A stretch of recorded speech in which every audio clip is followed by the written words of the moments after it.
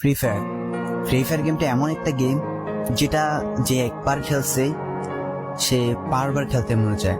প্রথম প্রথম পারবে না, কিন্তু চেষ্টা করতে করতে যখন পেরে যায় তখন আর ছাড়ে না। আর এই গেমটা যারা একবার খেলছে, যার মনে একবার জায়গা করে নিয়েছে, সে কখনোই এই গেমটা বলতে পারবে না। সে যদি একদিন 2 দিন 7 দিনও না খেলে, সে 7 দিন পর আবার ঠিকই এই গেমটার ভিতরে ঢুকবে। কারণ এই গেমটা কখনো কাউকে কষ্ট দেয় না। এই গেমটা সবসময় সবাইকে আনন্দ রাখে।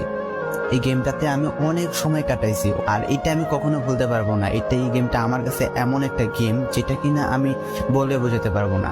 অ্যান্ড এই গেমটা শুধু আমার কাছে না, আমি মনে করি যে প্রত্যেকটা ফ্রি ফায়ার প্লেয়ারের কাছে অনেকটা ইমোশনাল টাইপের একটা গেম হয়ে গেছে। কারণ এই গেমটাতে বর্তমানে যে অবস্থা হচ্ছে, যে গেমে এমন এমন আপডেট দিতেছে, আপডেট দেওয়ার কারণে পুরো গেমটাই চেঞ্জ হয়ে যাচ্ছে। আগের ফ্রি ফায়ার আর আগের মতো নেই।